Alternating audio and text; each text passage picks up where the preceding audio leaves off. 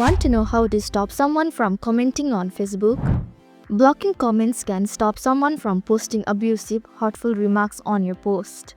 Hello everyone, I'm Jasmine from Online Help Guide, and today I'll walk you through the process of how to stop someone from commenting on Facebook. It's pretty simple and quick, so let's get started with the video. Firstly, open the Facebook app on your screen. Now tap on the hamburger icon at the top right corner of your screen. Now tap on the settings and privacy option. Again tap on the settings option. Likewise, scroll down to the audience and visibility section and tap on the followers and public content option.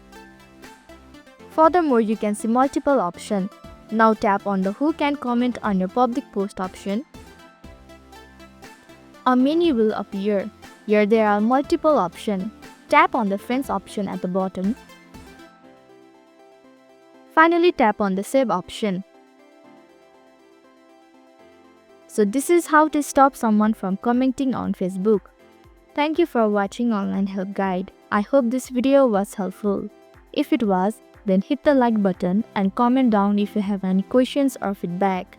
Also, if you are new to our channel, please subscribe and hit the bell icon so that you don't miss our upcoming videos.